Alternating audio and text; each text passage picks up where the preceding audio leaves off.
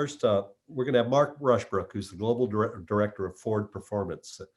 And he oversees all of Ford's racing and performance activities in NASCAR, IMSA, NHRA, Formula Drift in North America, WRC, and Australian supercars overseas. And for me, it's personal. I'm here because of Ford. When Ford moved into motorsports, revolutionized the sport globally. It ushered in the modern age. And in 1963, they made a move into motorsports, and they were trying to find younger buyers and younger potential buyers. I think I'm on my 9th Ford now. They got me, and I was so impressed and inspired by what I saw with Ford's racing activities. And what we have now that Ford is doing is really impressive. And again, youth targeted in many areas. And Mark, welcome to our program. I'm happy to be here. Thank you for having me. And it's our first meeting, actually. And I know you've spoken to my team.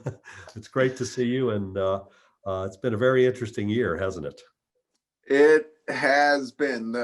So many things have happened throughout the year, and it's been a challenge for everybody around the world in all aspects of life, and especially in the motorsports world. Been a very interesting season, but really impressed with how a lot of the motorsport series have been able to pull off a lot of great racing, which I think is good for people of the world to have some sense of normalcy, to see a race on television. That's right. And you know, one of the things we've been talking about all week is that we saw this incredible growth on our digital platforms. That was unexpected. We were concerned when the pandemic hit that we would see a downturn. And what we saw was very normal traffic during the esports period. It was as if we were running real races, but the audience trended massively younger. And they've stayed with us, by the way. And then we're up like close to 45% year over year, of 1.4, 1.5-ish million more unique users rather coming to our site this year in the first 11 months than the year before. And what I think's happened is people that love racing want to be with it during this pandemic, even if they can't be in the grandstands. I think that's a good sign for your investment in motorsports, don't you? Yeah, we think it's great. I mean, we were worried in March when the economy, everything started shutting down, and the racing series were all canceled. We weren't sure what was going to happen. Were we going to race at all this year? And it's been a real testament, I think, to the different series to be able to put races on in this very challenging environment, especially NASCAR, to be able to achieve for their top 3 levels, Cup, Xfinity, and Truck, to be able to have a complete season of all the races and ending on time in Phoenix on the weekend that it was supposed to. NHRA didn't get a full season, but they got a good number of races in. It's certainly been a challenge around the world with the World Rally Championship. They're running their last rally of the year right now this weekend. I think stage 6 just finished a few hours ago. That's been the most challenging, I think, given the breadth, global breadth of what that is, with all the teams in different countries, all the rallies in different countries, and the expanse of what a rally is, not just in the circuit, but out through all the public roads. And Australia Supercars did a fantastic job of getting a lot of races in. So I think it's a testament of the people that are in motorsports, that they have such a drive when there's a goal, when there's something to achieve, whether it's getting a car on track to start a race, or getting to the finish line to finish or to win a race, or in this case of the organizers, to be able to put the race on. They were working with all the local organizations, whether it was a county, a state, a country, to be able to put these events on with such passion, and then the teams to be able to get cars and people and put on a race and event. And even when fans weren't able to attend, like you said, for a fan to be able to see a race on TV, at least it was some sense of normalcy, and maybe for that 2, 3, 4 hours, they can forget the world a little bit and have a little recharge by immersing themselves into something that they love, and feel a little bit better from the end of it. So really happy with to be part of the industry and so many great people to be able to put these races on this year.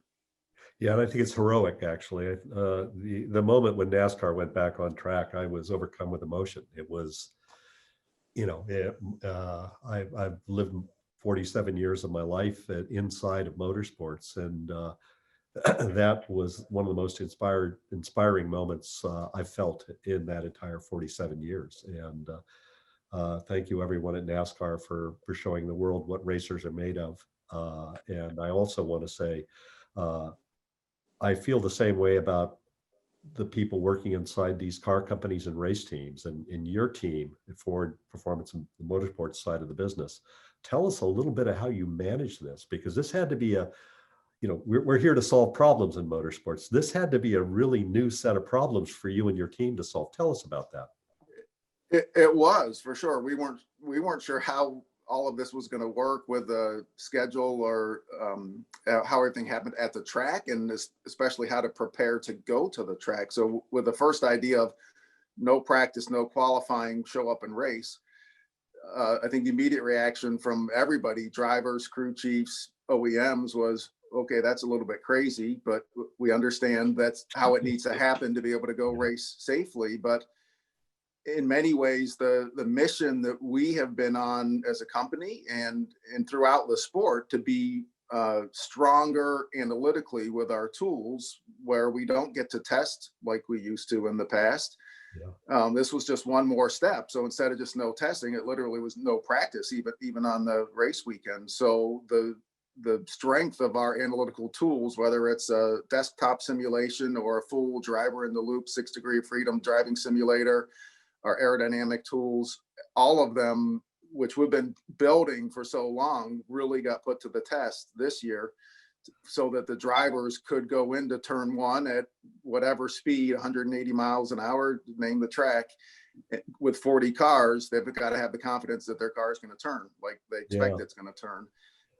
So our simulator was able to do that, and our simulator worked. We have 2 of them in our tech center in North Carolina, and they were working some very long days to be able to get all the teams and drivers through, so that when they got to the track and went out to race, that they were ready, the car and the driver. Well, in racing, we're all trying to get to the future first and learn faster than the competition.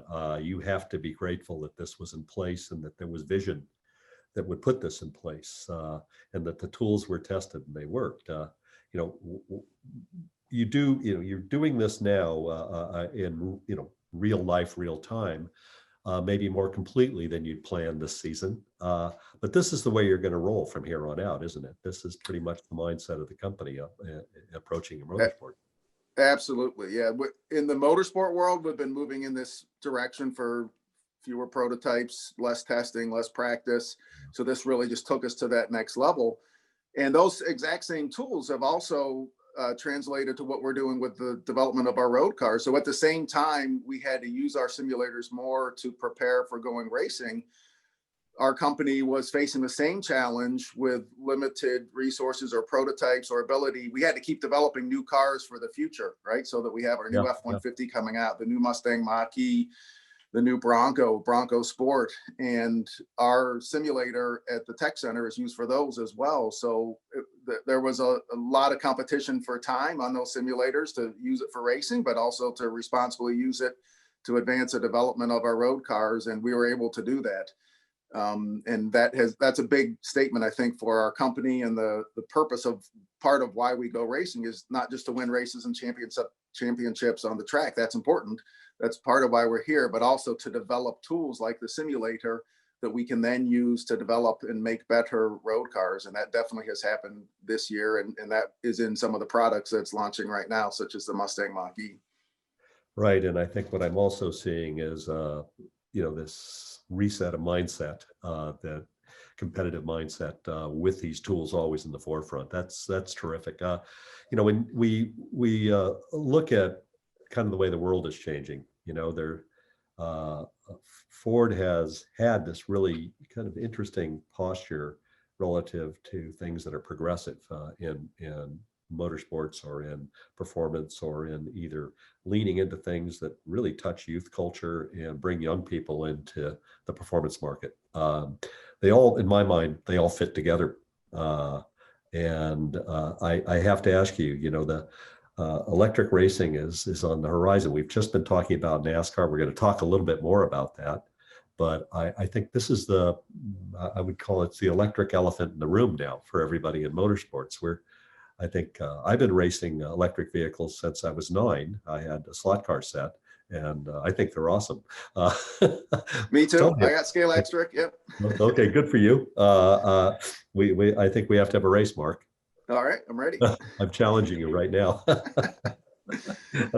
I want the Ford GT, but let's talk about just where that fits, because you've got some very interesting things you're introducing and bringing to the world. It's that screen performance. They say, look, we're committed to this market, this electric vehicle market. Just tell me where that fits under your portfolio of things you do. Yeah, that's very important for us. Just as our road car products are moving to more hybrids and more full electrics, there's so many coming so quickly for us, for the total industry, and especially for us as a company. And part of our charter in motorsports is to be relevant to what we race on the track, so that it matches up to what we have in the showroom. So there's hybrid coming in some of the series. So WRC goes to hybrid in 2022. So we're really excited about that and the opportunity to compete in a hybrid product there. NASCAR with a new next gen car. The new car comes in 2022, and part of that car, although we won't have hybrid in 22, part of that car allows the opportunity to add hybrid to it. So that can come in 2023 once we understand the new car with a combustion engine. So that's fantastic for us to be able to race in hybrid in 2 existing series where we already are very soon. The next step is full electric. And that's been the challenge for us, is trying to find the right series. We know that we want to race in something full electric, so that we have that ability for technical learning, innovation, transferring that to our products, but also telling the story about our products and about our company in that series. And have been limited options, and we didn't think any of those were right for us. And there are several new series. I would say there's 4 that are going to be 4 new series that are proposed to be starting between now and the start of 2023. So there's a lot coming in that space, and we're excited about the opportunity to go race in that space. But with trying to have that technical and innovation learning opportunity, we didn't want to wait for a series. So we went off this year and we built 2 demonstrators, the Mustang Mach-E 1400, the Mustang Cobra Jet 1400. So yeah, both named 1400 for 1400 horsepower. Obviously the Cobra Jet, a dedicated straight line drag car, but capable of a 8-second run at 160 plus miles an hour. And wow, the Mustang Mach-E 1400, which has 3 motors in the front, 4 motors in the back to get to that 1400 horsepower. And it's an all-around athlete. It can be used for drifting. It can be used for a road course. Take it anywhere you want. It's got high performance. We developed that jointly with RTR and Von Gittin Jr. And it's been sent around the world a little bit already, over in Europe for a couple months, and now back with us in the US, and it's going to go out around the rest of the world again next year as well. But those have been fantastic for telling a story about our company's commitment to electrification. We've learned from those products already some direct transfer to impacting our Mustang Mach-E that's launching right now. And it's just been fantastic to see the reception. People are so amazed about what electric vehicles are capable when they see it firsthand. Yes, indeed. And I mean, we have a little history in our world. We worked with a electric vehicle company in our agency years ago. I don't know if you've heard of it. It's called Tesla. And we did their first launch video for a car, a Model S. And I went for a ride with a designer in a Roadster, and I was shocked at how much torque and how much just raw acceleration. Now, everything's come very far forward since then. I mean, I think about these cars as performance enhancements, not some, oh, this is off on the side, it's just a silly little technology. These, in the end, may be a vastly superior performance technology. Yeah. Just some comments on that, right? The driving experience of a street car with full electric, as you said, it's the torque and available from a standing start and what that means. And it changes the sound of the vehicle. You don't have that nice throaty internal combustion engine sound. But you still get a performance sound from electric motors. It's just different. You learn to adapt to it very, very, very quickly. But it's also so smooth, as you said, right? Because you can, with the controls, you can smoothly bring on that torque. And it's such a seamless experience. It's fantastic on what you can do even on the street car. And we're excited. Our family's getting a Mustang Mach-E. It was just built a couple of weeks ago. I can't wait for it to get shipped and to receive it. We've got the charger in the garage ready to go. And excited about what we can do with that on the street, my son, young son included. And what we've been able to learn on these 1,400 demonstrators, taking it to such an extreme level with that horsepower. But the important thing with the horsepower and what we've learned is not just the horsepower, but it's the battery cells and the chemistry and the ability to draw the current and control the temperatures properly with that. So a lot of advanced control systems to be able to do that. And then what you can do, like the Cobra Jet 1400, the engineers just look at the driver and say, well, what do you want to run? An 8.5, an 8.4, an 8.3? Okay, put it in, and just tremendous. The driver's still in control, obviously, and has a big impact on that, but it's very smooth in the torque delivery. Yes, and you know, I do see too the young people. I've got teenage children, that one's studying to be an engineer and the other's an artist, but in their peer group, their friends, electric vehicles are pinnacle vehicles to them. That's what they look to. They aspire to this. I think as an industry, we're going to have to understand that we have to coexist with that. I mean, there's still people that love gasoline powered race cars. There was somebody yesterday really exciting listening to him talk about diesel powered truck racing. There's many cultures, many tribes of motorsports, but you know, you're also, in parallel to doing these forward-looking progressive things, you're also part of this process to bring the sport forward, to continue to keep it relevant, continue to be engaged in the main forms of motorsport on the global stage. And this move in NASCAR to the next gen car and the powertrain, you know, evolution that we're going to see there, and the move to road courses. You know, this is the most change I've seen in NASCAR in such a short period of time. And I've been around NASCAR, you know, since I was a teenager, and it's encouraging to me, the responsiveness here. How is your team involved in this? How's that process work of interacting with the sanctioning body and evolving and developing a car and a competitive package for Ford racing teams? Yeah, the leadership at NASCAR and the vision and the recognition that they need to change to be competitive and to make their sport better, our sport better. It's great to see with Jim France and Steve Phelps and Steve O'Donnell and everything that they are doing with things like the schedule, like you said, to go to road courses, more short tracks coming. I think that's just a great sign that they understand that fans want to see something different, something to talk about, exciting racing, and not the same schedule every year, the same racing from one intermediate track to the next intermediate track. So I think it's a fantastic sign of what they've done with that schedule for 2021. So we're excited to go to some of those new tracks. The vision to change to the new car with the next gen car coming, and unfortunately with COVID, it had been planned for 21, but now it's been delayed to 2022, and that's okay, right? We still got a great Gen 6 cars that we can race on the track in 2021, and a lot of anticipation coming for the new next gen car in 2022. And it's great for us as a manufacturer because of the relevancy. Our new Mustang for 2022 looks fantastic. I can't wait to show the world. The proportions on the car have changed. The size of the car has changed a little bit, and it's very close to what we have in the showroom, and we're excited about that. And then underneath the car, the relevancy with an independent rear suspension, with a rack and pinion steering system.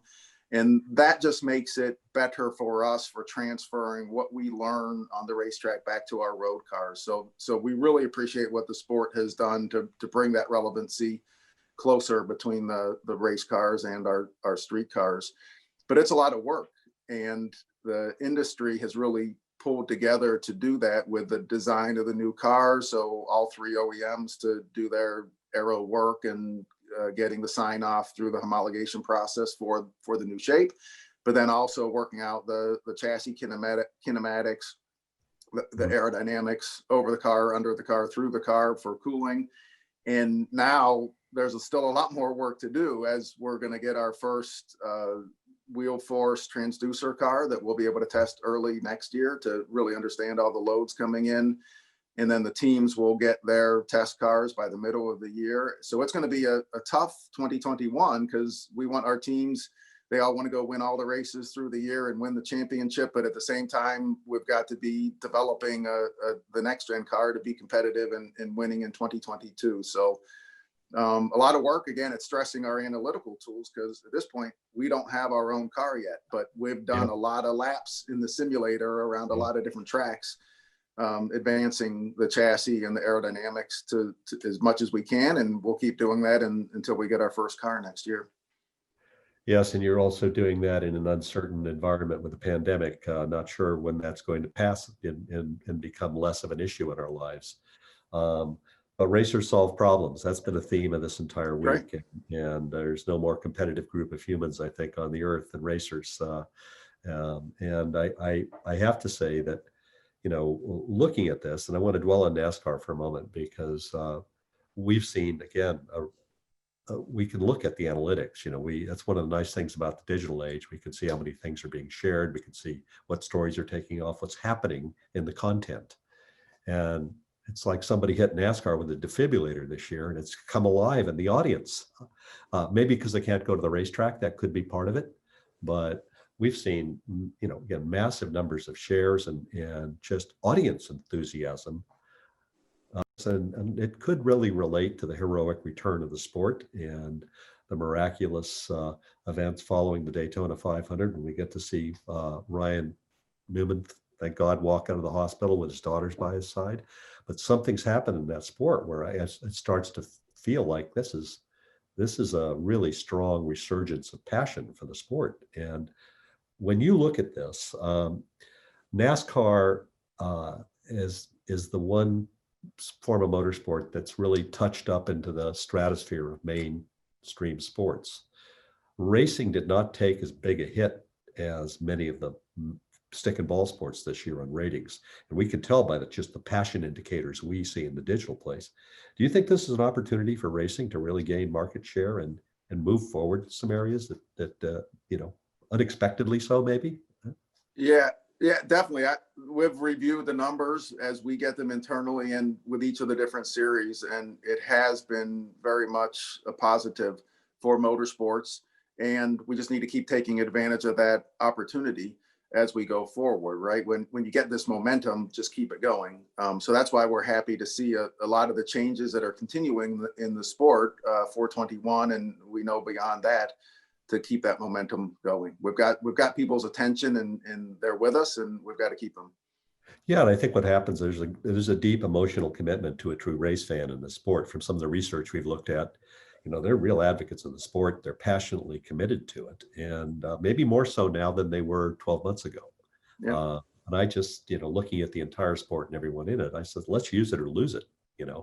And you bringing new product to market, you doing the exciting things you do, I think helps that. Okay, let's talk about sports car racing. You have the GT4 program. Do you want to take that, further than what you have now? Yeah, we do. So we've been excited. We've had that program for 3 years now. It's been a great car. Sold many of those around the world. Had some racing in Europe. Have them racing here. We've got a car over in Australia. So it's great global reach for us. Very relevant because it's very close to the street car. We've got a lot of teams racing them, but then we also use that car to help with some of our driver development training. So coming up through with Austin Cindric and Chase Briscoe, they were running Mustang GT4s at Daytona through IMSA, and that's helped them advance and develop some skills. And now with Haley Deegan as well, we've had her in for a couple of races this year and plan to do some of that again next year. So the car's great. We've got a lot of connection with customers that have bought the car and are racing the car, and then we're able to use it to support some of our other programs to develop our young drivers. Yeah, and it's just a really beautiful car. And I will add an asterisk to that. The slot car is out now too. So Yeah. the world is complete. I've been waiting for that. But you were on the road racing side, I'll just say that the Ford GT program, the original Ford GT program, was really the intoxicating vapor that really put me over the edge and made me want to devote my life to the sport. It's an epic story, and you were directly involved in the next chapter of that epic story. Can you tell us about that and what you did and how that came to be and what it was like to be literally making history? Yeah, it was a surreal experience, and the opportunity came about. So a little bit of background: I've always been a car guy, a car person. Grew up that way, and tinkering with cars and trying to fix the rusty ones out in the farm field or from the Yeah. barn, and then trained in engineering and just logically came into the auto industry as an engineer, loving cars, and did some grassroots racing myself on the side. And all of my time at Ford, the first 13 or 14 years, was all in vehicle engineering, whether it was in vehicle dynamics or over as a vehicle engineering manager, as I was for the 2005 Mustang, which was a great opportunity. And just knew the company very well in terms of all the different subsystems and components. And in 2013, when some of our senior leaders came to me and said, "Hey, would like you to go work in Ford Racing," and I said, "Well, wait, I'm happy with what I'm doing here in vehicle engineering. I love racing, but why?" And they said, "Well, the 50th anniversary of the GT40 winning at Le Mans that is coming up in 2016, and would like to put together a program to go race there." And I mean, I just I froze because it was just, Yeah. and I'm getting goosebumps now just No, thinking I am about too. that moment. What a moment. Um, yeah, it's like, are you kidding me? This is a dream. Yes, I'm in. What? Okay, I'm in. And so that happened in November, December of 2013, and some of the work had already started. But I came in at that point. I came into Motorsports as the engineering manager, and was able to work with Multimatic and Chip Ganassi Racing and great resources inside our company to they knew the time was tight because we only had 2 years, 2014, 2015, to be ready to go compete and win in 2016. So great support from our senior leaders, especially Edsel Ford, as we call the godfather of Ford racing, throughout the Ford family and our senior leaders to what resources do you need? Let's go do this. And to have those resources, to have the support of the company, emotionally as well, and to be working with great partners like Chip Ganassi and his team, Multimatic, Doug Yates at Roush Yates, yeah. Michelin Tires as a partner. It took a lot of work over those 2 years, and then suddenly it was almost a surreal moment in the middle of the race at Le Mans in 2016. I'm like, what just happened? The last 2.5 years, suddenly we're already here in the race, because your head is down and you're focused for so long, and all of a sudden it's like, wait, we're really here. We're racing. Just an incredible experience to get ready for it, and then to be successful and to get the win was such a proud moment for our company, for the employees, for the Ford family members, and our senior executives that were there. It's a special moment that I will never forget. Just certainly a highlight of what I've been able to do so far. Yes, I want to talk about that moment for a moment. Chip is a friend of 40 years. Mike Hull was my driving school instructor, and ran me in Formula Ford. It felt very personal, obviously, because of that connection. But the nine-year-old boy in my heart was overcome with emotion, and to the day, to the moment, I still feel it. This happened. What was it like to be in that moment, given the work that you personally and the team and the people around you and the passion behind that project? Because we're all racers. We know what this means. I think I want, there has to be something that makes it worth it. What was that moment like for you, just in that moment? It was, again, unbelievable that it was happening, right? It's Yeah. a dream. Is it really happening? It has happened. You realize that it has, but you're still, and then seeing all the faces. So from all of the individuals that were committed so long with all the testing, the crew, all the crew members, it takes so many people. It's all about people, right? To Sure make this is. happen, Sure and is. to have everybody there. As I said, the Ford family members, the executives, through everybody that had all those sleepless nights and long tests, everybody was there. And it was so great to just be able to walk around the garage and hug and tears and everything. It was a special moment. Special Yeah, moment. and I've got to imagine for many people in that program, that's the high point of their professional career and their life, in a professional sense, that this happened. Absolutely. Yes, and I do have to say there's something I love about Ford is the spirit of fun. My friends that I didn't go to Le Mans that year, but they kept sending me the pictures of the slot car track that was there. So I think there's a little boy inside Ford too. And I've got to say another thing. And what's interesting about some of your motorsports activities, they tell a story. They're not just, hey, let's go execute. There's something behind them that has a narrative. Is that intentional, or is it just lucky happenstance? No, I mean, this is a family company, and I felt it from day one, even when I was working in the mainstream programs. It's not a big automotive company. It's a family company. Yes, we make cars, but we're a family and a family of employees, and it feels great to be part of that family. And I definitely felt it on the mainstream, on the road car side, and to have this opportunity. It's been 7 years now that I've been here in motorsports. The first 4 years as an engineering manager, these last 3 years as the global director, and it's a special opportunity. I feel so fortunate that to have this position, knowing how motorsports, it's part of the company, it's part of the DNA of the company, it's how the company was founded, with Henry Ford winning the race with sweepstakes, and ultimately that notoriety and that technology helped him form what is now today Ford Motor Company. And that stays with us today. And it is, if you come to our tech center in North Carolina, would love to have you there. That's the entryway, and that tells the story of how our company was founded and what our mission is today, that we need to deliver those meaningful race wins and championship wins.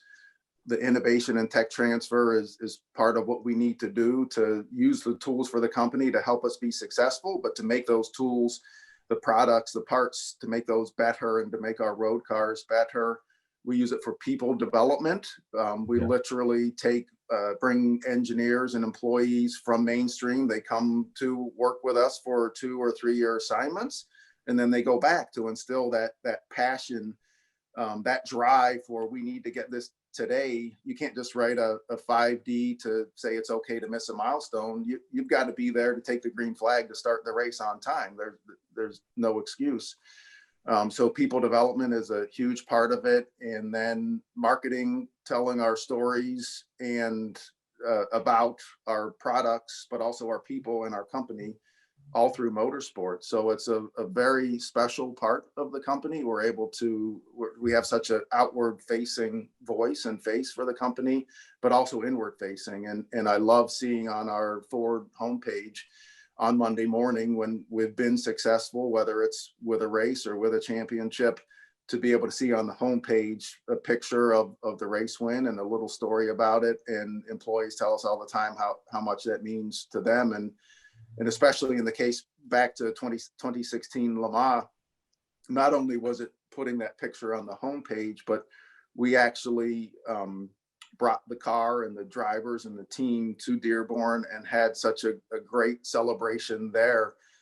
And it was so evident then that, I mean, you see on the homepage, you see people like it, and that's great. But when we had that car there and the drivers and so many people that came to it, and I remember walking to it and overhearing some of the employees as they're walking through the parking lot and their genuine excitement, and then seeing them so excited to see the actual drivers. We ran out of posters and Sharpies and everything else. There were just so many people there, but it means a lot to the company.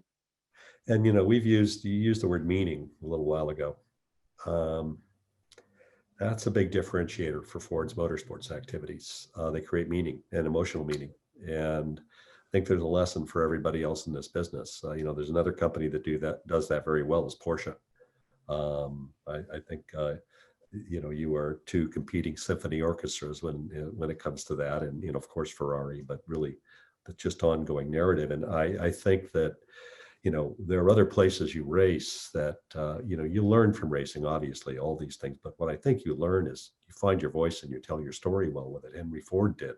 Well, I went to the Henry Ford, it seems like 1,000 years ago, earlier this year, on a tour with Kevin Kennedy and the team from the museum, and to stand and look at sweepstakes. It's an emotional thing to look at because you realize how many lives that car impacted around the world, how many families benefited from the courage of racing and the courage and commitment to ideals and ideas that racing represents. And it's powerful.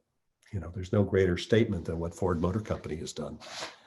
And I pivot now to from NASCAR to NHRA, which is, the other really truly American sport, and that Ford has been deeply involved in. Tell us about what you're doing there and what you see going forward.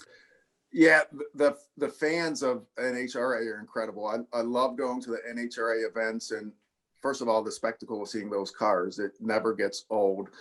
But the fans, and what's great about NHRA is they have such good access to the pits and the drivers and the cars, and it's so great to connect with them and talk to them, and they will come up and talk to us or hearing them talk to Bob Tasca.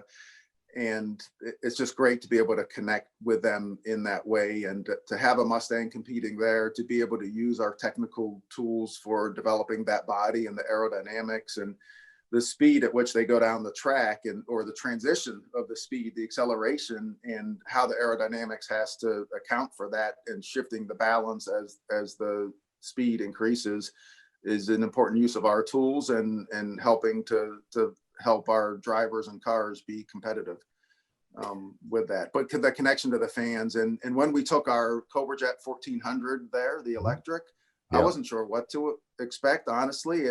I didn't know if there was going to be pushback from people that said, no, this isn't an engine, it's a motor, and it's not right, it doesn't belong here. It was the exact opposite. We never saw anything negative. I never saw anything negative. It was nonstop interest in the car when it was in the garage, with people just coming up. They wanted to look at it, they wanted to talk about it, they wanted to understand it. And then when they saw it out there on the track, and we would run it with the electric Cobra Jet 1400 next to a combustion engine Cobra Jet, running side by side and legitimately going for the win, demonstrated what electric was capable of. And the fans just embraced that. And that's what we love about NHRA, is the ability to connect with those fans and to tell our story, and to hear from them directly what they want to anything they want to talk about. Yeah, and I think the nice thing about when I was a kid, we had a lot of great drag strips local to us here in Southern California. So, I love all forms of racing. And I think the glue is still on my finger from building all the funny car models I used to build as a kid. But I think the one thing that you get when you're at a drag race is you get that you're welcome. It's an environment that's for you. It's not just for the competitors.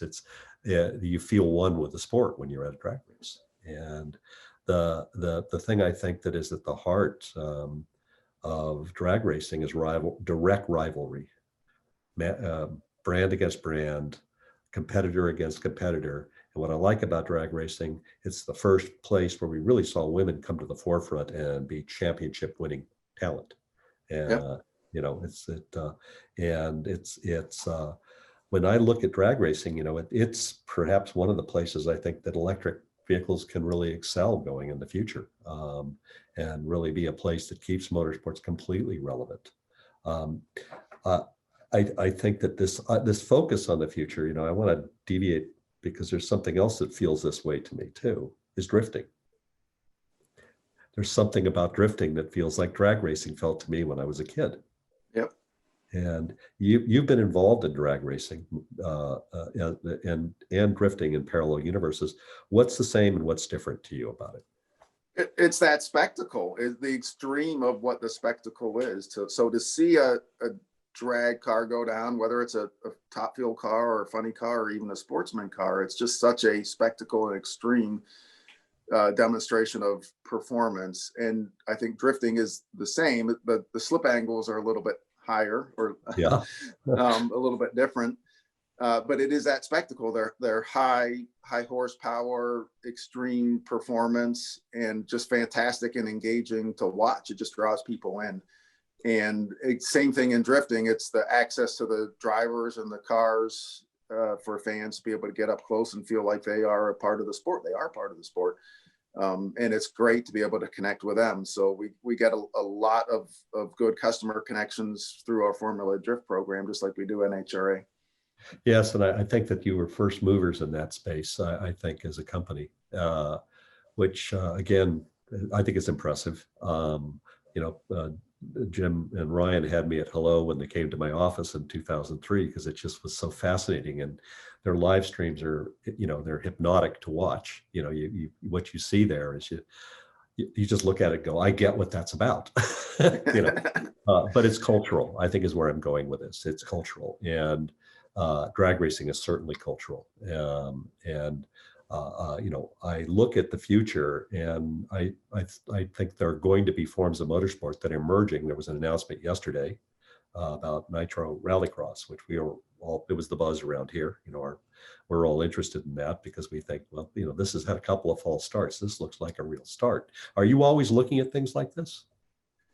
Yeah, absolutely. We keep a very good, well, I'd like to think that we keep a good pulse. We spend a lot of time talking to the series or developing series and understanding what their plans are for the future. So definitely have had a lot of discussions over the last 2 years with Nitro Rallycross and what they're proposing and other series that are out there as well. I think that's part of our responsibility to understand that. We call it our cycle plan, and what is the landscape of opportunity of where we can go race and what makes sense, what is consistent with our pillars.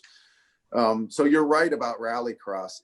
Rallycross is a fantastic sport in terms of, again, the spectacle, extreme performance of, if you've not been in a Rallycross car, you should, because what they're capable of just accelerating off the line it's not quite a NHRA funny car, but it's pretty impressive.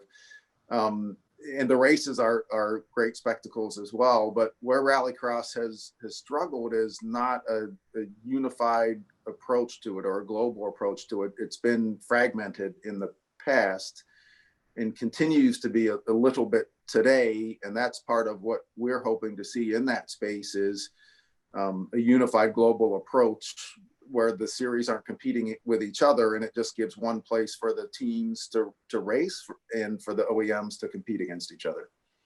I think that's a common wish of anybody in a program management role like you have.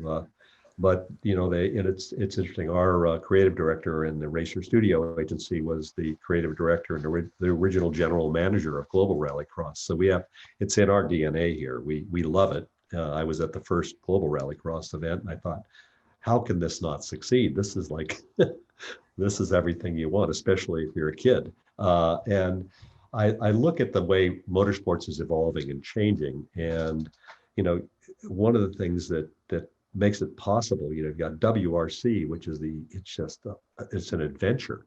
You're deeply involved there still. What justifies that within your world? Now, I think it's a great thing, but what justifies it? For WRC? Yeah. Well, one great thing about WRC is the direct relevance of the cars that are competing there, that they are or look like the showroom cars as well. And therefore, with the performance levels and systems that they have, a lot more direct transfer, technical relevance for us as well. So not just what it looks like or sounds like, but actually what we can learn and transfer back to our road cars. So the cars are fantastic, and especially with where the regulations are going into the future with hybrid, that just continues to keep that important for us.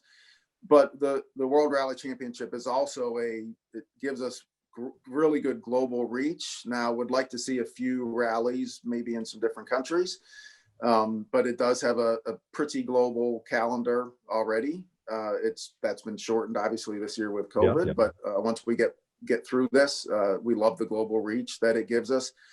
and then the passion of the fans and the number of fans, because there are so many people that may never even go to a rally because of where they live in the world, but there's so many followers. The numbers of followers is really tremendous. And then when there is a rally near them, they go to it, and the passion of those fans, and it's incredible the patience of those fans that will stand out in the forest or fields in the cold. And I've been out there with them, and they will stand there a couple hours before the cars come through the first time for the day. And every 2 minutes they go by at a very spectacular pace, and all the cars will go through. And if they're fortunate enough, then there may be a second stage in the afternoon, and the same thing happens. But those fans stand there and they have a fantastic time, and it's social. They're enjoying each other's company, but they're also enjoying that connection to the cars and the drivers and the manufacturers that are there. So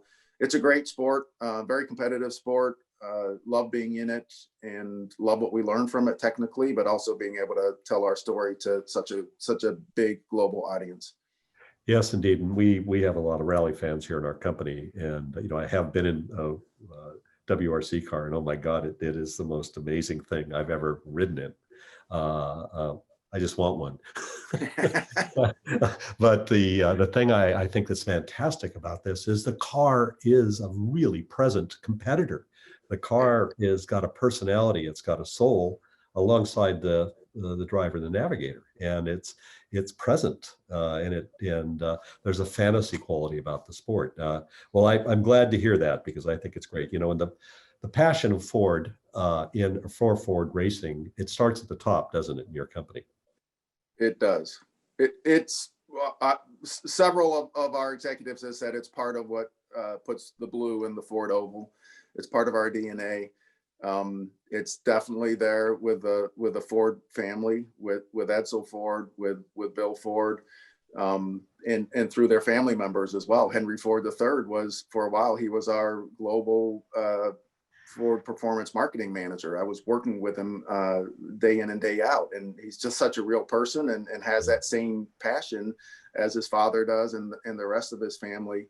But it's also in our executives. So, as you know, Jim Farley, he's a bit of a car guy, and a little bit a bit of a motorsports fan, and it's tremendous to have him leading our company, both because of his base as a car person and a motorsports person related to what we're doing, but also his vision for where the world is going, where the industry is going.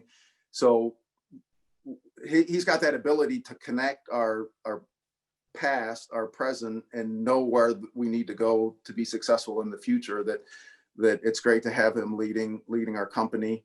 I have a lot of emails from Jim, which is fantastic, with direction or thoughts. And he's also very receptive when I have a question or something that I want to share with him. And the rest of our executives, through the leadership in product development, through the leadership in all the regions. So Hal and Kumar and Stuart have all they're part of our motorsports governance board, and part of directing what we do in motorsports to make sure it stays relevant and important to the company. Well, that's great to have that kind of support and leadership. And, I want to deviate from the question set up prepared, just because I've been getting some questions from the audience. And the thing that always comes up, people always ask you, this is a familiar question: are you going to go back to Le Mans and to sports car racing? Is that something you never say never? Is it something that's possible in the future?